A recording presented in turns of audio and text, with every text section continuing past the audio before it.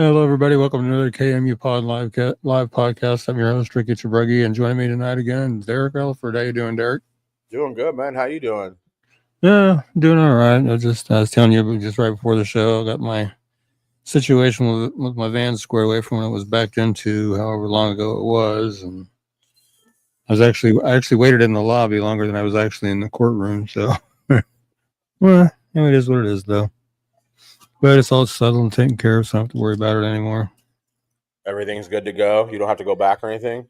No, shouldn't have to. I'm cleaning my camera Shouldn't. off. It's really Oh, smudgy. okay.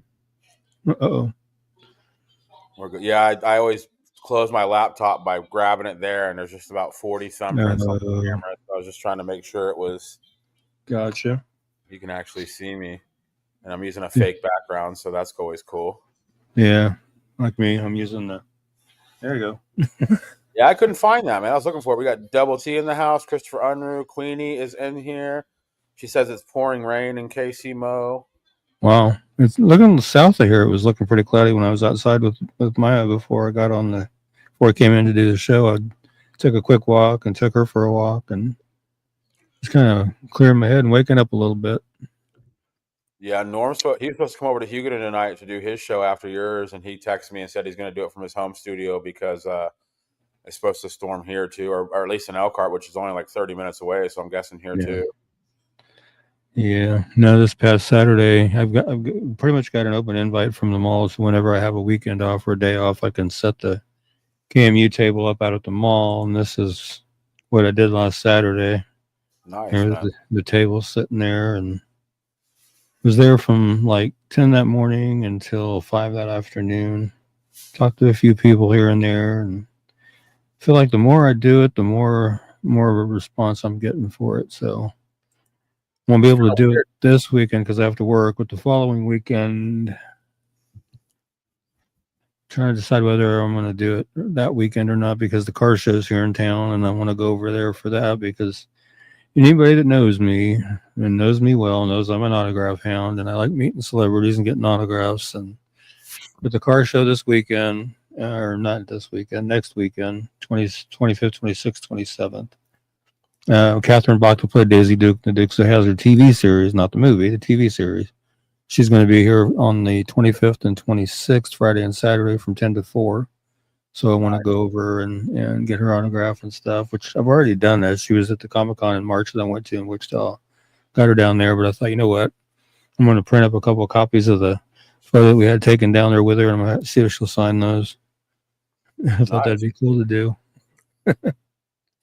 I like doing stuff like that. Point. He says, I don't think anybody wants to see Derek's face. Yeah. How many people stopped by your booth this last weekend? A few. I mean, a lot of people walked by and kind of glanced, but several did stop and actually talk to one guy. We sat there and chatted for a little bit, and then he walked around behind the table back to, I was right up against the food court there, walked around behind me where his table, the food court was, and come back with a little Caesar's box and asked me if I wanted a slice of pizza. So, yeah, sure. So I had me a slice of pizza, which I thought was cool. What's crazy is that day I went over there to make that documentary about you. I helped you with the table for like half a day. And I was just trying to hand cards out to people. And it was weird how, like, if you see a booth like that, you just automatically think that the person's selling something. And people were like, kind of like, I don't want to talk to you. But after I was like, we're not selling anything. We're just going to give you a card in case you ever see a missing person. They were like, oh, okay. But a lot of people were kind of didn't want to talk to me at all whenever I was trying to help you. I think they thought I was trying to sell them something. Yeah, absolutely. I mean, absolutely not selling anything. Or just, bringing awareness to the missing people and unsolved homicides around town. And and of course, I got the new binder with all the cards of the cold case playing card deck that I made that I had on the table this last weekend too. I thought was kind of cool. I was hoping more people would look at that, but not too many people did. So we'll see what happens in future weekends when I do it. Yeah. It's weird not seeing your buddy set up over there selling his the toys that he sells. That's a cool little booth he has. Yeah, I think he was in Wichita. My kids really liked that booth. They wanted to spend all the money I have to my name. Yeah, this reminds me, I still owe him $10. I got to get that to him. I was gonna say you bought a toy the day I was there. Like I still owe him that $10 for that. You had to finish your set and everything. Yeah. Well, Raynetta Hubbard is here. Queenie is here. We got lots of people here. We'll go ahead and get the show started. Thanks for tuning in. You're watching Kansas Missing and Unsolved podcast. We'll be right back after this.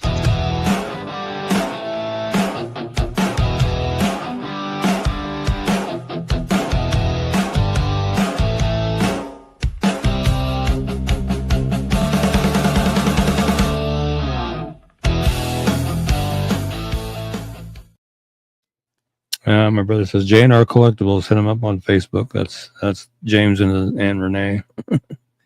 Nice. Yeah, I had a little bit of a tough time getting things loaded for the show tonight because there just wasn't many new ones I had done, so I had to really dig in there and find stuff. For the this one, for like all of them. Most of the cold cases. Yeah. I mean, there's not very many runaways, but there is cold cases. There is several in the out of state. So nice. This one's an interesting one. John Murray Butler, missing from Overland Park, Kansas, since June 18th, 1989. 24 when she's been missing. She's now 60. 5'6", 110 pounds. Brown hair, brown eyes. She was last seen during the early morning hours of June 18th, 1989, while she was out with friends in Overland Park. She apparently made it home from there, as the clothes she'd been wearing that evening were found at her apartment, where she lived alone.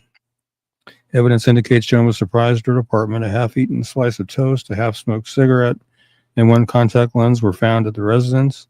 Joan was missing, and so was her red or maroon Corsica rental car, and approximately $900 from her bank account. Neighbors reported hearing a loud thud in the vicinity at approximately 4:30 a.m. on the day she vanished. Joan's vehicle was found parked in an apartment complex in Lenexa, Kansas on June 25th. As authorities were arriving, a man approached the Corsica and opened the trunk. When he realized the police were approaching, he shut the trunk and fled. The last trace of Joan was an ATM security camera picture of her taken on the night of June 26th. She was wearing oversized sunglasses in the picture, but a large bruise could be seen on her forehead. She's never been seen or heard from again. Richard Grissom Jr.'s fingerprints were inside Joan's car, as was his wallet, checkbook, and driver's license. A witness later stated she saw Grissom driving a rental vehicle on June 20th, and air pistol pellets and CO2 cartridges were found in the glove compartment of the vehicle. And a drop of Joan's blood was in the trunk. There was dust and gravel stuck to the underside of the Corsica, and scratches on the vehicle similar to those caused by branches and brush. Grissom was arrested in Texas on July 7th, 1989.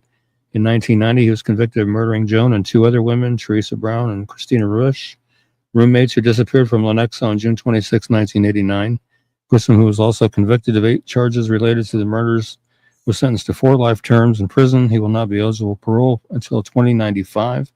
He is also a suspect in at least 2 other murders, but he's not been charged in those cases. He is a career criminal who committed his first murder at the age of 16. If you have any information regarding Joan's disappearance, you know her whereabouts, please call the Overland Park, Kansas Police Department at 913-895-6300 or KBI at 785-296-4017 or 1-800-572-7463 and see what we can do to get her brought home and laid to rest properly the way she needs to be. Esther's here. We got Deidre from Victoria, Kansas. Not sure where that is. I have heard of it.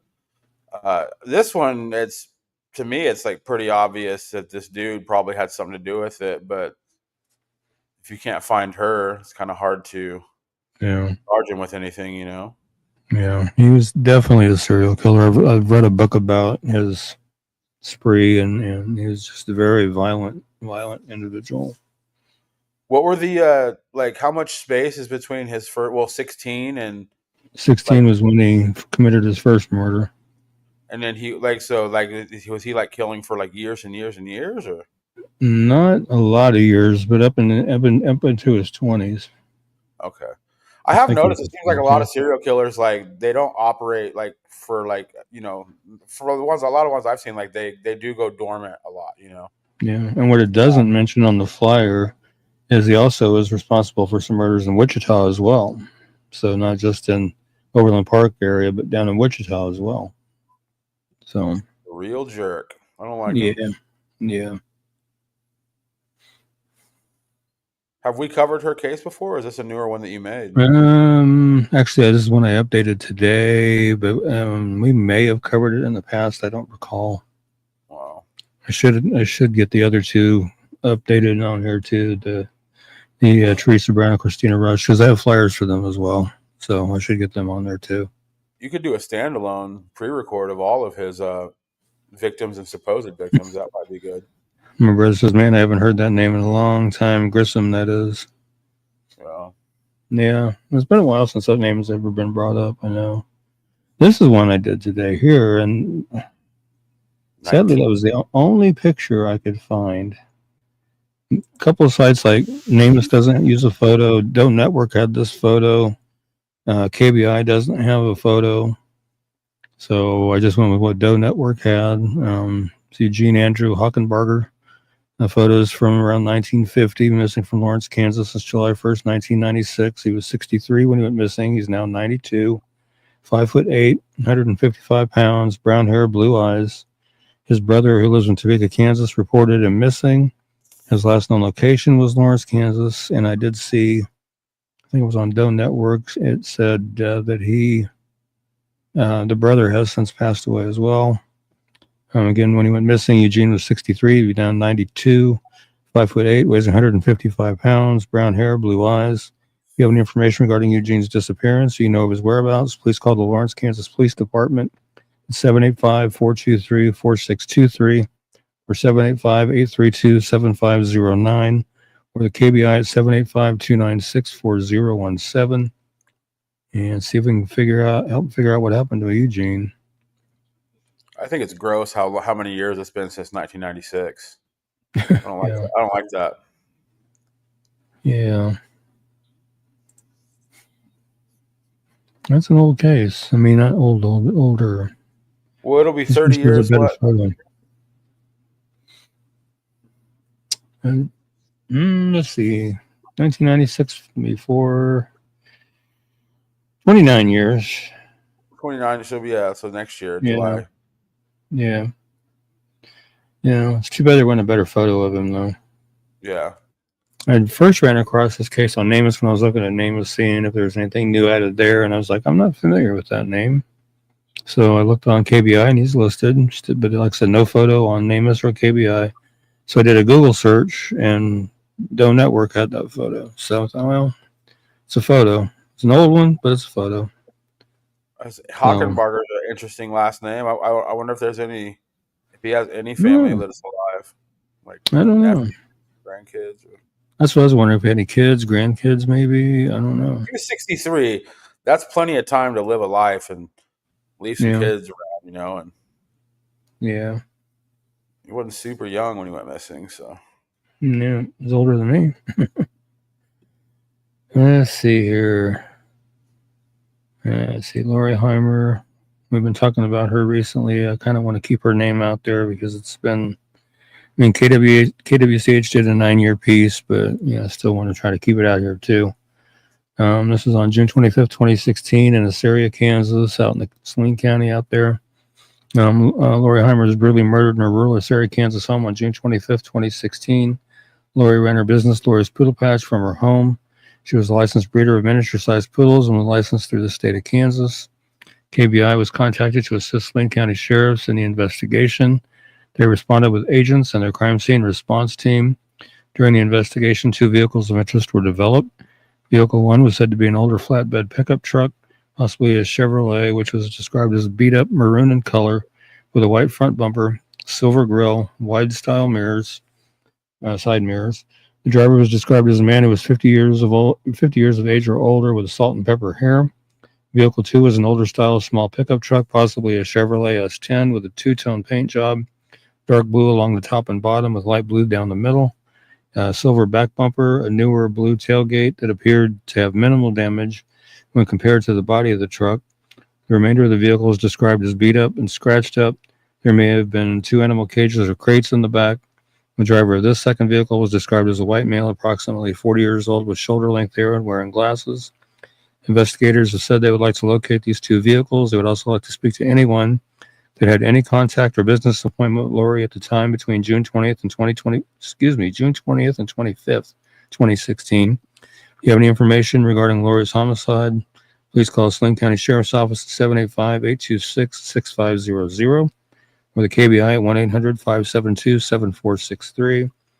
There is a reward of $37,500 currently being offered for information that leads to the arrest and conviction of the person or persons responsible for Lori's murder.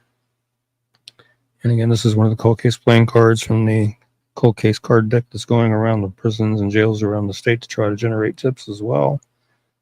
And her card alludes to the fact that she was stabbed to death. So let's see what we can do to help, bring her killers to justice and get some justice for her family and for her. See what we can do to help that. I'm looking at an article from a few years ago, and the reward was around like 36,000. So that keeps going up. It seems like. Yeah, it's been as far as I know, it's still holding steady at 37.5. I haven't seen any updates from the family on an increase or anything. Yeah, it was 36.50, and this was in the article's talking about 2022, so 3 years ago. Yeah, I usually when you're reading these flyers, I'm getting ready for the next one and stuff. So I miss a lot of stuff, but I'm sitting here reading on this frontpagedetectives.com. They got a story about it. I think I've seen that one yet. I'll link it to you. It pretty much has everything that you've said. Yeah, most NBC News quite a bit because NBC News covered it. Yeah, they did. Most of the articles that I've seen and read are just pretty much rehash of what I read on the flyer. Nothing really new. No. So I don't know. To me, like it just, I'm being an armchair detective. I don't know shit, but I think that for sure it had to be somebody that knew her because that you drove me to that house, and I don't see how anybody just happened upon that house in the middle. Like, right. And it wasn't like it was alone. There were other houses a few miles apart, But right. Why that one? It just doesn't make sense. Why that one? Plus, like the brutality of it, and it seemed like I don't know. It seems like the motive going into that house was to get rid of Lori. I don't think they're really saying like there was much of a robbery or anything, or like didn't sound like it. So to me, it sounds like somebody was looking for Lori and they knew exactly where to find her. But again, I don't know anything. Yeah, because I think one article even stated the family said didn't appear to be anything missing. So I'm not sure. Yeah. I did notice something today, though, when I was up at the courthouse. It was the municipal courthouse at the police station. And I did notice while I was sitting in the waiting area to go into the courtroom, that was a little bulletin board on the wall, on one of the walls. And they have our most wanted poster on there. It has the however many most wanted they have for July 2025. And at the top of it, they still have the Crime Stoppers Lori Heimer thing running on there. And I thought that was pretty good that they're still doing that. I'm glad they're still doing that. And again, like it's because I think that whoever did it had to know she was there. They knew of her. They had a problem with her. But if you're her family, and I think if they're still living there, if you're their family, that would scare me even more. Because I would just be like, man, like, how many times have I been in the same room with this person since then? If it was somebody that she knew, like you hear about like killers going to their victims' funerals and stuff, like I just, If I was in that family, it would probably be hard to gain any trust from me, just because I would be like, somebody had to know where we lived and she was here and had a problem, Yeah, that's the thing that bothers me, with these unsolved murders here in town is how many times have I gone to the store, or gone to work, or somewhere else, gone to a doctor's appointment and potentially walked by a person that killed somebody and I don't know it. Look at BTK, man. He was a lot of people sat next to him every Sunday for 30 years. Yeah. Had no idea he was never know. It's crazy. Yeah. Crazy to think about. But you just don't know. Any Haley Davis updates, or still just pretty much for the last publication day? Not a single solitary word. And I wish there was something new I could report on it, but I haven't heard a thing. The last update was essentially just them saying that they believe she may be deceased, right? Like that was pretty much the main nugget. That was the latest one. That came from the Wichita Police Department when they put up a post on their Facebook asking for information in her case, which I was surprised to see that, but pleasantly surprised because it's nice to see at least one law enforcement agency actively requesting information. So, hopefully they'll rerun that post a few times and keep asking, I hope. But anyway, this is Haley Davis. She's missing from Salina, Kansas since July 21st, 2023. 19 when she was missing. She's now 21. 5'6" to 5'7", weighs between 190 and 200 pounds. Her hair was last known to be dyed bleach blonde, and she has blue eyes. She left Salina, Kansas with a male acquaintance to go to Wichita, Kansas. She was last active on social media and last heard from July 21st. Wichita police say that the investigation has led them to believe that Haley may be deceased. Again, she was 19 when she went missing. She's now 21. 5'6" to 5'7", weighs between 190 and 200 pounds. Her hair was last known to be dyed bleach blonde, and she has blue eyes. If you have any information regarding Haley's disappearance, or her whereabouts or the location of her remains, please call Detective Owen at 316-268-4185 or via his email at aowen@wichita.gov. To remain anonymous, you can call Crime Stoppers at 316-267-2111 or the KBI at 785-296-4017 or 800-572-7463. Or you can scan that Crime Stoppers QR code down there at the bottom, and it'll take you to a form on the website to fill out and submit your information that way. So it'll get to detectives that way as well. Let's just, please do what we can to help find Haley and get her back home to her family. I know it's agonizing for them to have to deal with this, almost 2 years later, and they just want answers and her brought home. And Rodney Cox just jumped in. Hey, Rodney. What's going on, buddy? Sorry, bud. Sorry, I'm trying to. You probably don't know. Do you know why the authorities would say they fear she's deceased? Is it basically just because there's been like zero contact, or if they heard something that would lead them to believe she would be deceased, or that I don't know. They haven't ever disclosed anything, so that I don't know. I wish they did. Yeah. I mean, I know the rumors I've heard, but of course, I don't deal in rumors, so I don't talk about them. But I know the stuff I've heard over the last couple of years, and that's all to me not good. So. Have you heard from her brother? It looks like he was on a few news stations. He was in our chat. Yeah, I haven't talked to him in a little while, actually. I need to reach out to him and see if he's heard anything. Yeah. I'm looking up to see where Victoria, Kansas was, because we were talking about that earlier. It's in Ellis County, which is over by Hayes. Oh, nice. So, not that far. Yeah. So it's over that way. It's west of me by a long shot. Double T says, geez, almost 2 years already. Yep. Yeah, almost 21st of this month, which is in 5 days. Yep. Coming up on the anniversary. I'm very glad to see Dietrich back in the lineup. We covered Dietrich every week for a couple years, and then we took a break from the show, and then we've covered him quite a bit, but I haven't seen his flyer for a month or two, and there is that $5,000 reward on this one, so Ricky's going to tell you about it. And there is a Dietrich Foster page up. I think it is being ran by Jordan Foster, I do believe. But there is a Dietrich Foster page up that I think it's her that's running it, keeping everybody updated, or trying to at least. But yeah, I'm glad we've been covering him as well. He's missing from Independence, Kansas since April 12th, 2020.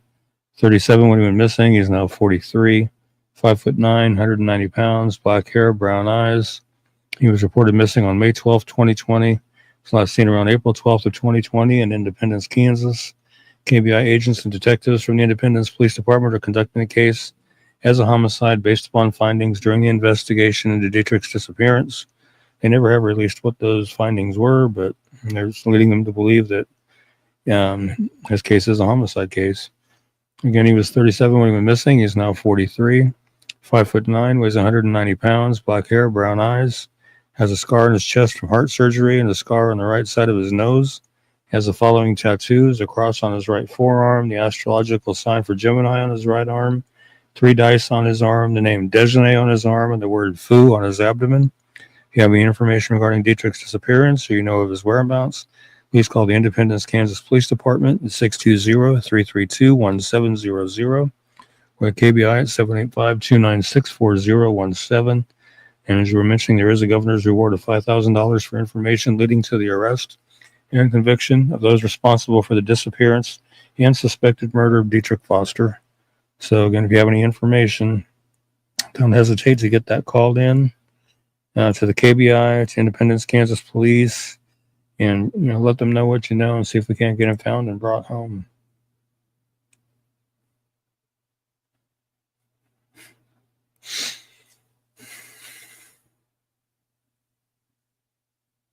I keep hoping. I saw Jordan put up a post or a comment or something, but along the lines, or in the comment or the post or whatever, talked about somebody knows something, and I agree with that. I believe in a lot of these cases that somebody knows something about these cases. It's just a matter of stepping up and doing the right thing.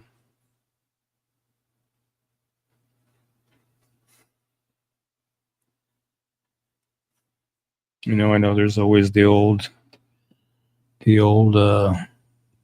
adage or saying or whatever of snitches get stitches, and people worry about retaliation and stuff like that. And, sometimes you still got to do the right thing and step up and help resolve a case. Did he work at FedEx? I'm not sure on that. I just asked Grok. It's Elon Musk AI. I said, "Can you tell me everything?" And it says that there was a comment on the disappeared blog, March 2nd, 2023. Said he had a new job at FedEx, suggesting he might have encountered something suspicious or illegal at work. I think I read something about a new job at FedEx at one point. Let me see. Rumors and theories from independent community, but no solid leads, and some users echo this sentiment online. No one is speaking up despite the $5,000 reward. This suggests a perception in comment section that fear or community silence may be hindering. So that's kind of like with every case. Like people are either scared of somebody coming after them, or some people are even like, I don't know, like when you're raised in this part of the country, it's not kind and it's not nice and it's impolite to talk about gross things like somebody being killed. So a lot of people just won't say anything because they feel like it's rude to say something, which it's like you're talking about solving a case here. Yeah. Yeah. And that should be priority one, is help getting a case solved.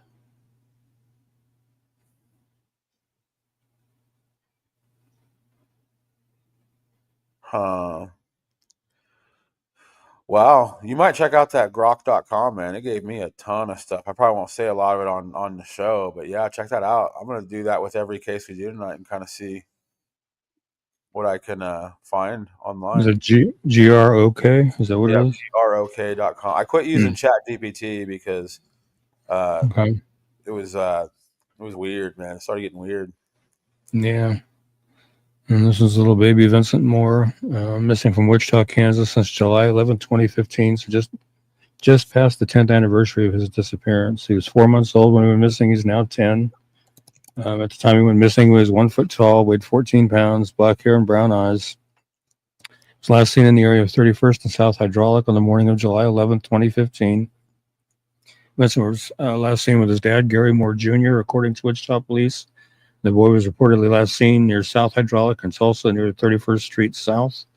A blue floral print diaper bag pictured above was supposed to be with Vincent. It remains missing as well.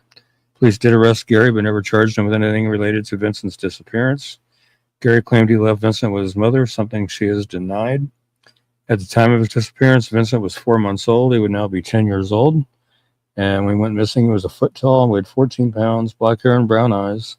If you have any information regarding Vincent's disappearance, or you know of his whereabouts, please call 911 or call Wichita Police Department's Homicide Division at 316-268-4182 or Crime Stoppers at 316-267-2111 or the National Center for Missing and Exploited Children at 800-843-5678 or the KBI at 785-296-4017 and see what we can do to help get baby Vincent found and back to his family.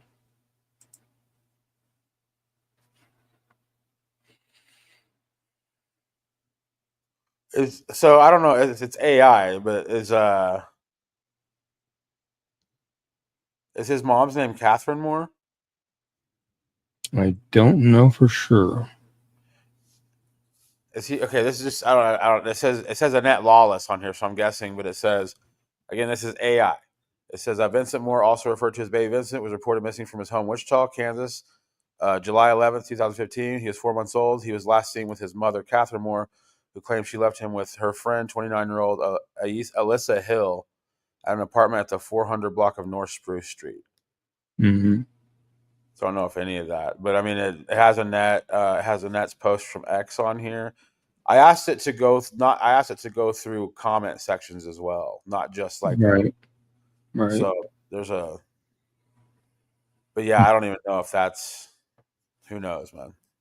I don't know. We have one more cold case, and then we're gonna get to some missing teens. Kyle Neugebauer. Yeah. I wanted to get him back on because I added the tattoo picture at the bottom down there that was sent to me, which I didn't realize they had until it was sent to me. But Kyle's missing from Wichita, Kansas since December 17, 2024. He was 26 when he went missing. He's now 27, 6 foot tall, 155 pounds, brown hair, brown eyes. Was last seen near 143rd and Highway 254 in Wichita. And he was 26 when he went missing. He's now 27, 6 foot tall, 155 pounds, brown hair and brown eyes. He has that tattoo on his arm of the date 11/16/2018. It's on his inner left forearm. He was last seen wearing a black Carhartt jacket, jogging pants, and tennis shoes. If you have any information regarding Kyle's disappearance, you know his whereabouts, please call the Wichita, Kansas Police Department at 316-268-4181 or 316-268-4111 or 316-263-6011 or KBI at 785-296-4017 and see what we can do to get Kyle located and back home to his family. And I was extremely grateful that they sent that tattoo photo to me and asked me to add that because I had not heard of that tattoo information before until it was sent to me. You know, my brother says some conflicting information on Vincent there. Yeah, I had somebody message me not long after Vincent went missing that I had forwarded on to Wichita PD, but basically it contradicted the claim that Dad was last seen with him. It stated that Mom was, and so I did pass that on. I don't know if anything ever came of it, but I did pass that on. So that on the Vincent Moore one, so that maybe that Grok thing was accurate, that she did say something. Okay. It might have been. Let's do some digging on that later after the show because that's it's on all the ones. Like there's some stuff I'm just not going to read on here, but I just asked it to comb through all news articles, all social media posts, and most importantly, scroll through comment sections, and it spit out like 9 pages per person. All right. All right. Well, we're going to take a quick break. We're going to come back and talk about some missing teens. We'll be right back after this. You're watching Kansas Missing and Unsolved.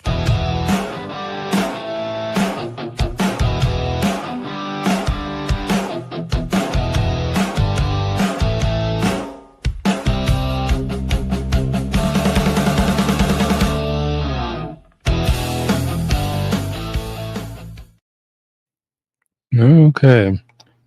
Actually, I guess we'll go ahead and cover it. I'm waiting to get confirmation that these two may have been found. Matter of fact, let me look in my email real fast and see that. Okay, yeah, I did get an email. It says they were located. They were found. Cool. We'll get them off the screen. So we won't cover them. Glad they were found, though. I'm glad they were, because they needed to be. I mean, they all need to be. I mean, that goes without saying. But this is Alice Miller. She's missing from here in Salina, Kansas since June 14th, 2025. She's 17, 5'4", 110 pounds, brown hair, hazel eyes. You can see in the second picture from the left, her ears are pierced multiple times, both of them. And her nostrils are pierced as well, both sides. If you have any information regarding Alice's disappearance, you know her whereabouts, please call the Salina, Kansas Police Department at 785-826-7210 or the KBI at 785-296-4017 and see what we can do to get Alice located and back to where she needs to be.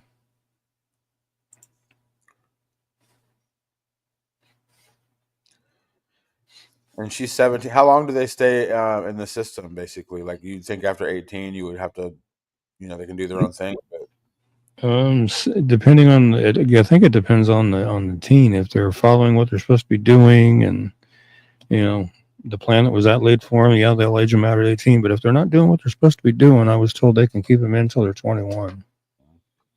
So any foster kids out there listening might keep that in mind. As long as you're following what you're supposed to be doing and putting your best foot forward, you'll be able to be aged out at 18. If not, they'll keep you longer. Yeah. So keep that in mind. Okay, now the next three that we're going to do are all believed to be together. And we'll start off with, I'm not sure how to pronounce this name at all. Zachariah is what I'm going to go with. Harris. Missing from Wichita, Kansas since July 11th, 2025. She's 15, 5'5", 130 pounds, black hair, brown eyes.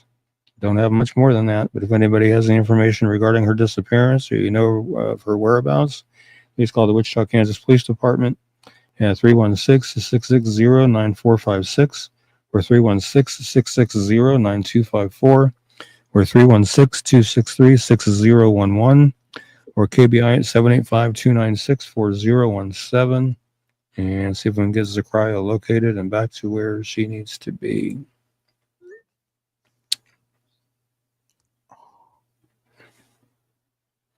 And Zylia Brownlee, we've covered her before. She was found and went missing again on July 11, 2025 from Wichita, 13, 5'1", 96 pounds, black hair, brown eyes. And she's believed to be with Zachariah Harris and the one we're going to cover after this one. If you have any information regarding Zalia's disappearance, you know her whereabouts, please call 911 immediately or call the Wichita, Kansas Police Department at 316-263-6011 or 316-660-9254 or 316-660-9456 or KBI at 785-296-4017 and see if we can't get her located and back to where she needs to be. 13 is crazy young to be out by yourself. Yeah. Like I said, she's believed to be with Zachariah and the one after this one. Oh, okay. So they're believed to be together somewhere. Tatiera Altman. And I have spoken with family members of Tatiera so far, and I haven't been able to contact any of the other ones yet. Of course, she's missing from Wichita, Kansas since July 11th, like the other two. 2025. She's 16, 5 foot tall, 160 pounds, brown hair with an undercut with a Z shaved into it and blue eyes. She goes by Tati, and she does not have her heart medication with her. Again, she's 16, 5 foot tall, 160 pounds, brown hair that has an undercut with a Z shaved into it and blue eyes. She does wear eyeglasses, as you can see on the right-hand picture there. Her nose is pierced twice, once on the left nostril, once in the right nostril. She has a gold hoop with a dangly hanging from it in her left nostril. And I was told that's the only one that she has, as she took the other one out. She does have the tattoo on her arm below that says your wings were ready, but my heart wasn't, or was not, with the dates 12/31/33 to 4/2/20. I'm assuming that's like a grandparent maybe from the dates. If you have any information regarding Tatiera's disappearance or you know of her whereabouts, please call the Wichita, Kansas Police Department at 316-660-9456 or 316-660-9254 or 316-263-6011 or the KBI is 785-296-4017 and see what we can do to get these three located and back to where they need to be. I don't think we've ever talked about it. And maybe you don't know, and maybe you could do some research and talk about it next week. But isn't it like against the law to run away? Like, say, because I had a friend, this is a long time ago. I'm 42. When I was 16, a good buddy of mine ran away. I have a podcast about it out there somewhere. I interviewed him, but he was 14, 15, 16. I don't remember. We were little. They ran away from Elkhart, Kansas. They went to the Mexican border and then somehow ended up in New Jersey where they were turned in by somebody who they were meeting there. And the person let them get all the way there and then called the cops. And then basically an Elkhart police officer flew to New Jersey it was New York City and picked him up. and brought them back. And they were both in deep poo-poo for a while. I don't know what happened to them, but like, and it wasn't like their parents. I think they had like some kind, because the cop had to fly and pick them up, so that's taxpayer money paying for him to get on a plane. Like, do you know is it like illegal to? And obviously, if you're in an abuse situation, I don't think running away is the best unless you're like in immediate danger. You need to contact multiple adults and just let them know what's going on. But I think like if you just run away, I think you might be in some trouble. Actually, I don't know. I'll have to deep dive that and find out for sure because I'm not 100% for sure on that one. Stacy says she thought it was illegal. Double T has a good point. He says those two pics look like completely different people. That happens a lot on this show when you have makeup, filters. Right. There's all kinds of people out there. Right. And obviously, the left-hand picture is like an ID photo or driver's license photo type thing. Since she's 16, the right is just a selfie in the mirror. So I mean, yeah, lighting, makeup, hair. I mean, she's obviously got her hair dyed on the right-hand side. Actually, looks like on the left side too, but not the same color, maybe. But yeah. Stacy's watching from Nebraska. That's awesome. Hey, Stacy from Omaha. Stacy from Omaha. I dig it. All right, we got a few more flyers for you. In the Free Zone with Norm is next over on my channel on YouTube, Actual Small Town Media. We got out of state cases. Ricky's gonna pray. We'll get out of here. You're watching Kmu Pod.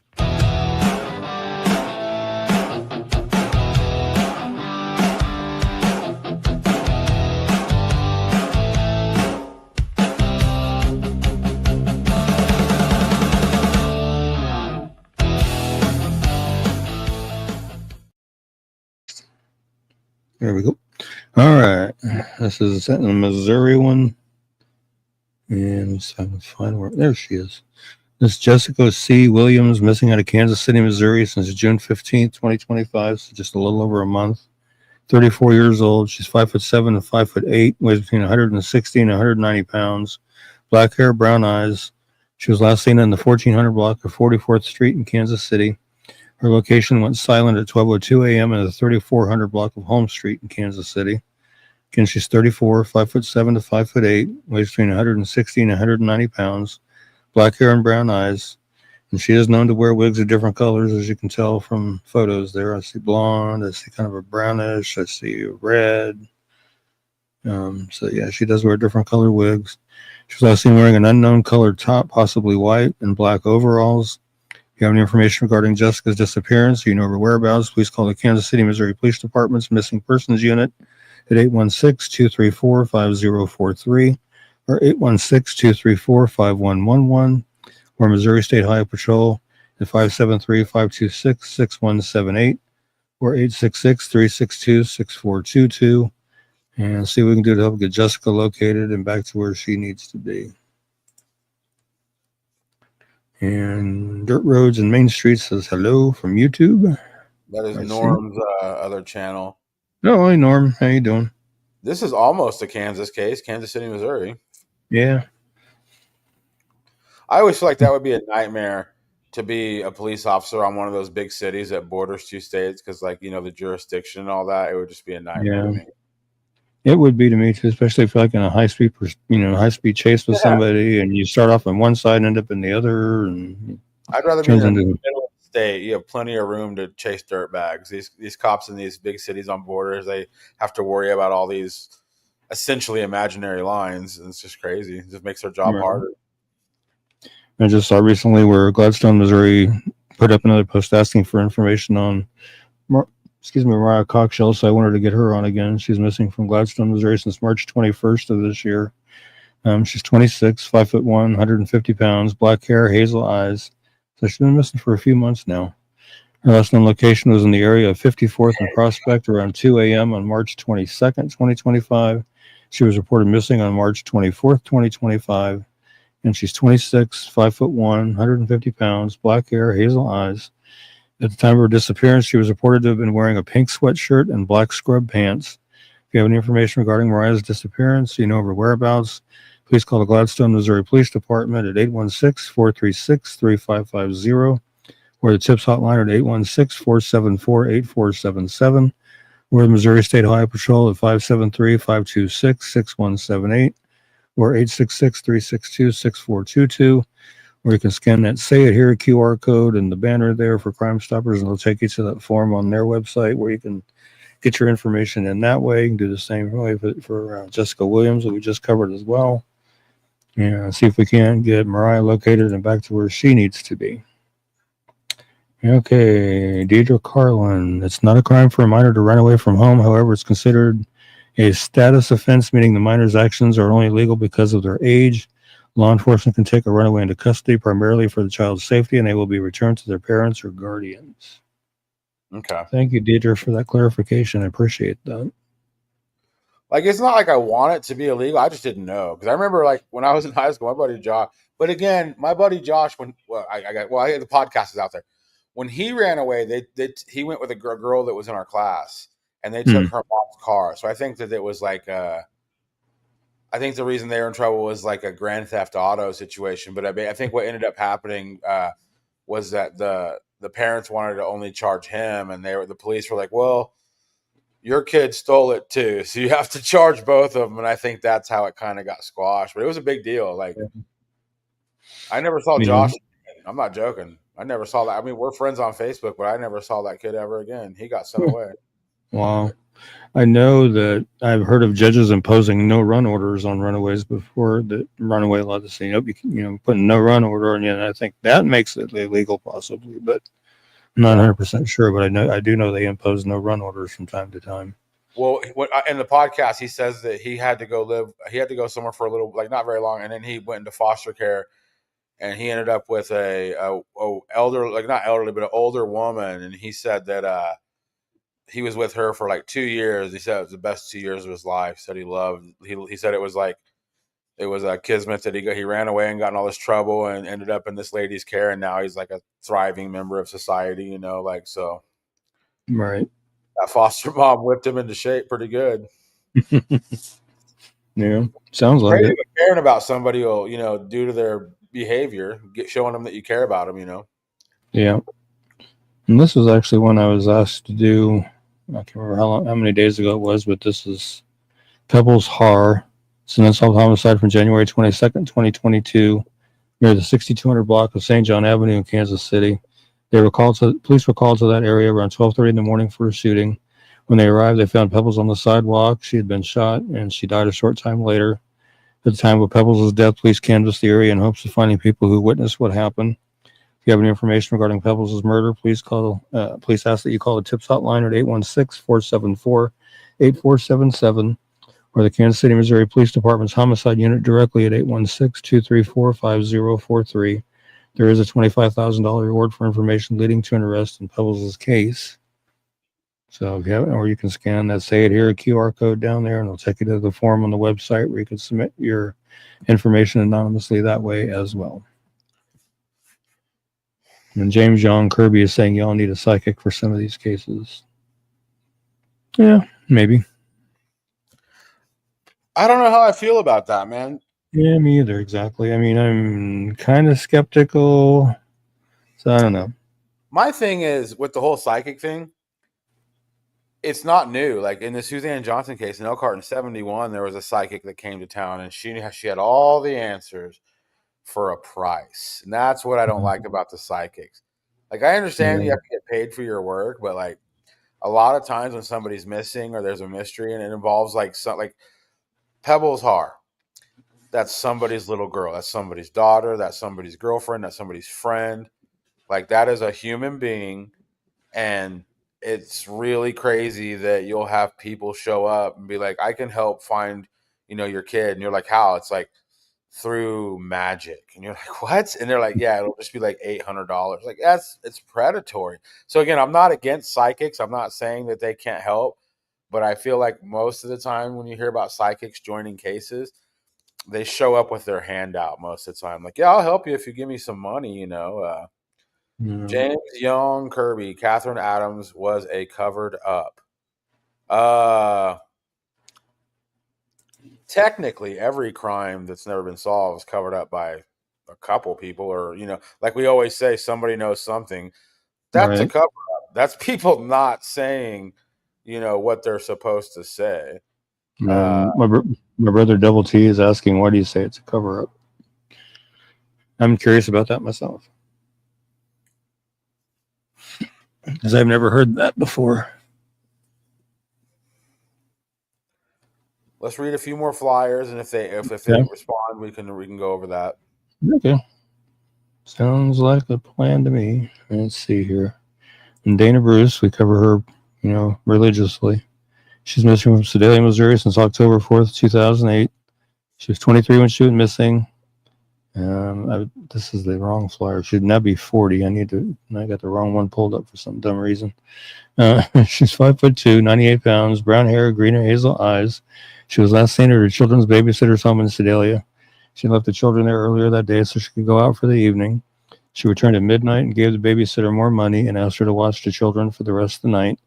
Dana was seen at Malone's bar on Main Street with a young man driving a late model red Ford F-150 truck earlier on the night of her disappearance.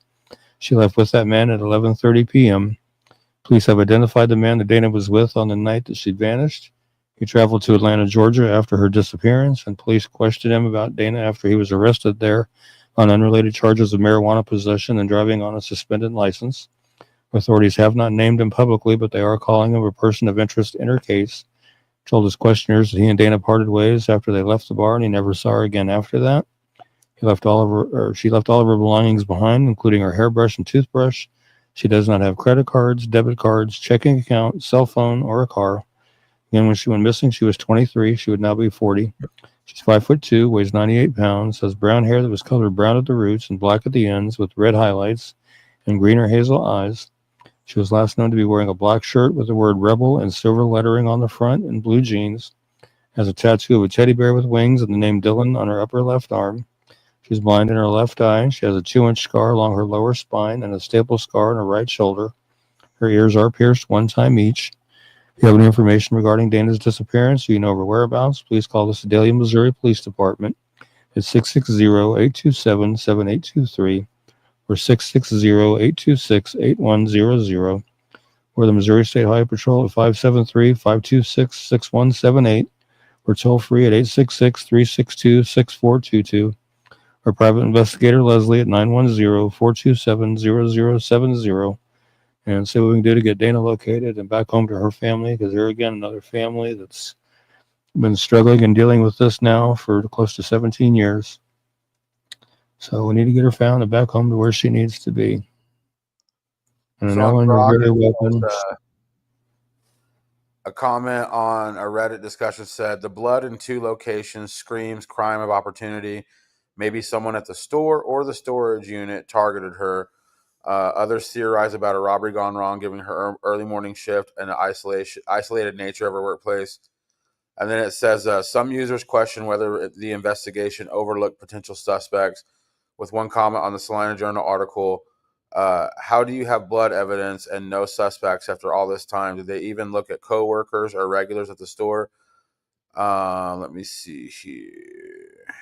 She didn't actually work at a store. She was a legs pantyhose distributor and visited multiple stores. She had a route that she did every day, stocking legs pantyhose in a bunch of different stores.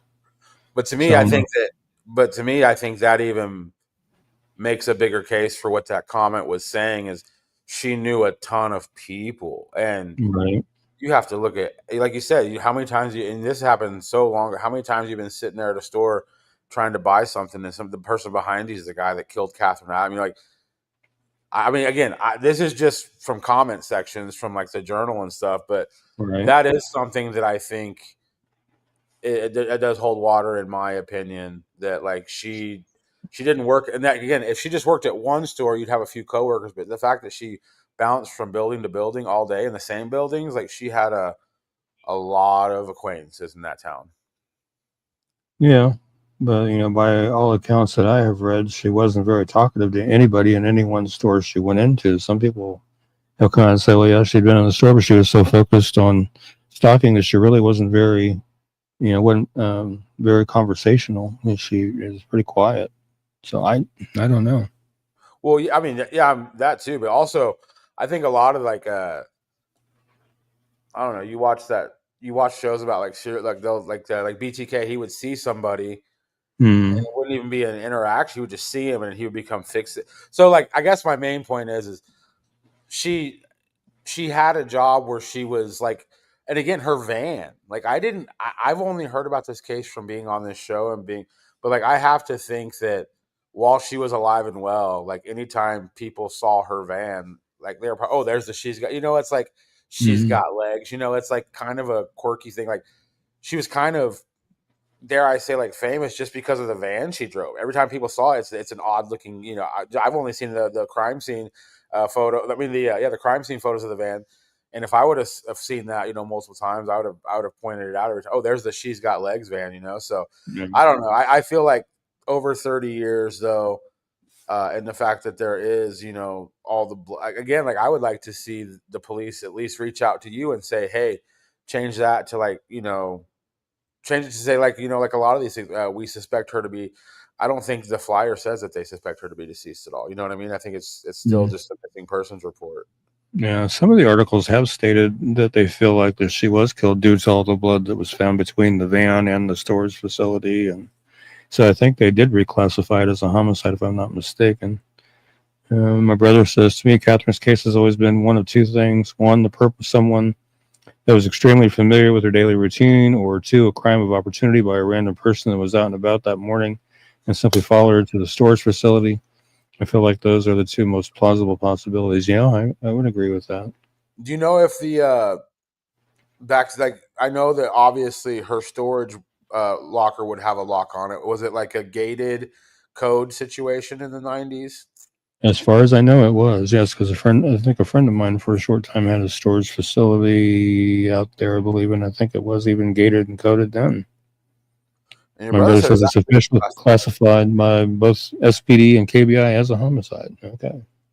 You should put that on the fly. I mean, I think everybody kind of gets that gist, but I think that's something that. Yeah, put on there or at the very top in the blue banner at the top, missing persons / unsolved homicide. Yeah. Do it that way. Cynthia Gonzalez, Arlington, Texas case. We've covered this one quite a bit too, and it's a long time ago as well. Probably it's longer ago than Catherine Adam. Yeah, this is 1991, so just not even 2 years before her. But this is down in Arlington, Texas. On September 17, 1991, Cynthia Renee Gonzalez was reported missing to the Arlington, Texas Police Department. On September 22nd, 1991, Cynthia's body was discovered in a creek bed off County Road 313 in Johnson County, Texas. It's later determined that Cynthia died from multiple gunshot wounds. Cynthia was reportedly at her apartment with her boyfriend when her husband stopped by to live with her daughter for a weekend visit. And sometime later, Cynthia left for an appointment without her customary bodyguard. She was never seen again. Serial killer Kenneth Allen McDuff, 1946 to 1998, was looked at in connection with Cynthia's death. Jim Ford, longtime Arlington police officer and a renowned homicide investigator, had looked at McDuff in connection with Cynthia's case for going on 18 years. He was never able to make a match or a mismatch. McDuff was believed to have abducted the victim from a car wash in Austin, Texas. Cynthia's car, a two-seat Pontiac Fiero, was seen parked at a car wash in Arlington the day she disappeared. There were similarities in the Austin case and Cynthia's case. He kidnapped, sexually assaulted, and killed his victim at a car wash in Austin, dumped the bodies of several of his victims in rural areas. He killed several victims by shooting them. Investigators could not place McDuff in the Arlington area, could not determine whether he was out on the streets at the time, but could not find him as being incarcerated at that time either. Other persons of interest have come up and have been cleared as well. McDuff has since been ruled out by DNA testing. If you have any information regarding Cynthia's death, please contact Detective Stafford at 817-459-5772. If you wish to remain anonymous and possibly receive a reward of up to $1,250, please call the Tarrant County, Texas Crime Stoppers at 817-469-8477 and see what we can do to get some justice for Cynthia and her family and friends and her daughter, and do what we can to help. I'm a psychic medium, and Catherine Adams says her boyfriend did it. To my knowledge, she didn't have a boyfriend. She had an estranged husband. That she was in the process of divorcing, and there was never been any mention whatsoever by anybody that she ever had a boyfriend. So I don't know about that. Now I am gonna go. I am gonna comment on one more thing, and this is the one comment you're reading about talking about all the blood in the van, all the blood at the storage unit. This was 1993. Now, unless they have preserved some of that blood for DNA testing at a later date, 1993 DNA was very, very early in its infancy. So they couldn't really do any DNA testing in 1993. So unless somebody had the forethought to preserve some of that for testing at a later date, should that technology become available, thinking along in terms of being in 1993, then, I've wondered that too. Did they ever preserve any of it so they could test it to see if that's just her blood? If there was another sample of DNA in there that wasn't her? Don't know. And also, it's kind of messed up, but like I'm not complaining. Like, how did we finally find out what happened to Kenny Rychek? It was after a group of scientists raised a bunch of money. You know what I'm saying? Like, it costs money to do like DNA testing. Plus, I learned at the Missing Moms trial that a lot of the tests that they do, like they do multiple tests with samples. And a lot of times the sample is so tiny that like you doing one test is going to consume the sample completely to where there's nothing left. And, it's so you can only test it one time, basically. You know what I mean? Right. Like, and then you have to have both, if it's a criminal investigation, you want to have the attorney wants to each person wants to be present. It's a long, drawn out process to do DNA testing. Still, we can do it, but it costs money and resources. Yeah. My brother says not familiar with any boyfriend, talking about Catherine Adam, but law enforcement has looked at her estranged husband, which they have. And the articles I've read had all stated that they extensively questioned him and ruled him out. So I don't know. It's just one of those things that we just probably will never know unless somebody actually comes forward and speaks up. He said, James John Kirby says he moved to Salina as a 14-year-old when Catherine Adams was murdered. I was working out at Bosselman Truck Plaza in 1993 when she went missing, and I would have been right around the age of... What would I have been around the age of? I would have been 20 in 1987, so in 1993, I would have been... Wait a minute, no. I'd have been 20 and... I'd have been right around the age of 26. So, yeah. So, and I've lived here since the day I was born. So, never left the town, with the exception of once when I was like 2.5. We moved to Junction City, and I have no recollection of it whatsoever. So, I don't even count it because I don't remember it. But hey, we have 3 left, but we can only do one because I'm already a few minutes late to Norm. Plus, fine. We have to keep these at an hour because TikTok won't let us. I'm uploading them to TikTok now, and it only lets us take an hour. Is there any of the 3 that you feel like needs to be? I had T Montez up. Is there the other 2? Are they newer, or we could do T Montez? We've covered him several times. Let's do Stacy Elizabeth Rochester. Okay, all right, and then next week we will start the out of states with T Montez and Sebastian, because that's actually the newest one that I just did tonight. Okay. So, this is Stacy Elizabeth Rochester, missing from St. Joseph, Missouri since June 27, 2025. 53 years old. She's 5'3", 160 pounds, brown hair, green eyes. Don't have much more than that. I couldn't find much more than that at all. I looked and looked and looked. But if you have any information regarding Stacy's disappearance, you know her whereabouts, please call the St. Joseph, Missouri Police Department at 816-271-4777 or the Missouri State Highway Patrol at 573-526-6178 or 866-362-6422. And so we can do to get Stacy located and back to where she needs to be. You've had quite a few Missouri. Your page, you're doing that page. You've had quite a few on the Missouri page. It seems like. Yeah, I've done several in Missouri the last few days. And of course, T Montez, I updated his age now the other day, and I have Sebastian Rogers in the lineup because there hasn't really been any updates on his case, but I wanted to cover him again because here not too awful long ago, somebody asked me to replace the pictures with some more recent ones of him than the ones that were initially put out were older ones of him when he was a little bit younger. So now I have more updated pictures of of his age closer to when he went missing. So, but we'll cover that one next week. Yeah, we should. We'll open with T. Montez and the Sebastian Rogers one. Right. Good show, man. Yeah, it was a good show. A lot of conversation tonight, and that's good. I like to interact with the folks and discuss things and stuff like that. It's always good to toss things around. My brother verified that I would have been 26 because he was 18 at the time. And I want to say to James, my comment about psych really like it's usually just because like a lot of cases that I've covered, whenever I talk to the family about psychics, they always kind of say the same thing, like psychics would show up and usually ask for money. And to me, like, I think it's kind of tacky to ask for money to somebody who's looking for their kiddo. But even more than that, like, I think if you don't know where your kid is and anybody approaches you and says, I can help you find your kid, you're going to believe them because you have to have untapped faith at that point. And that's kind of mean, in my opinion, too. And James Young is saying KBI took my advice about Kenny Rychek.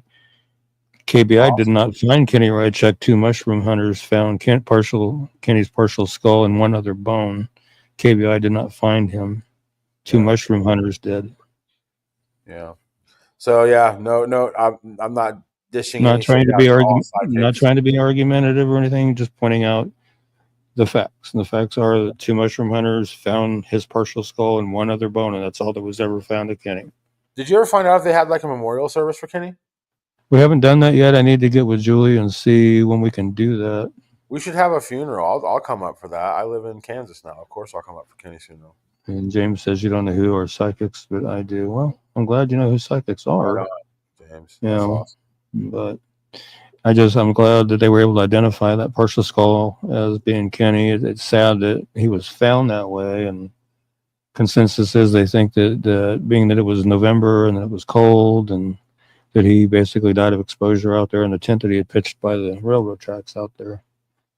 In addition to the skull and the 1 other bone, they found a dilapidated old tent by the railroad tracks or close to them out that way. And first person I thought of when they found that partial skull was Catherine Adam, though, because it was just basically right across the way from where she was, attacked at. But of course, they wouldn't have dumped her so close to where they attacked her. I wouldn't have thought, unless they would have been a really frenzied hurry to hurry up and get rid of her. But I don't know. I mean, if they took the time to drive her van 60 miles before they parked it, I don't know. It's hard to say. But we can talk about that more next week, too. I can put her in the lineup for next week, and we can discuss it some more. It's obvious we're getting some good comments. I appreciate your input, James. I really do. I appreciate everybody's input and everybody's comments. But I just wanted to clarify some things too. That I don't know what advice you gave KBI. I'd be interested to hear that. But like I say, there was a couple of mushroom hunters that did locate his skull and 1 other bone, and that's, like I said, I was told by law enforcement that was all that was ever found. Told them how to find.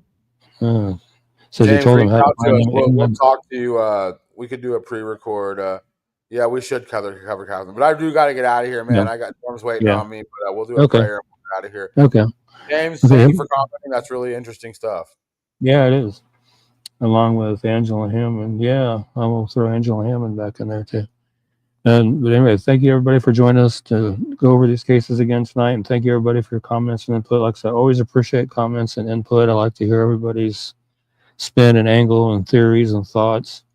And that being said, I'll say, Heavenly Father, thank you for bringing us together tonight so we could go over these cases and hopefully bring some answers to some families. That's the main goal of this podcast and this page, is to bring answers to these families. And I just pray everybody stays safe and healthy and happy. And until we see each other again next week, God bless. Amen. And have a good night.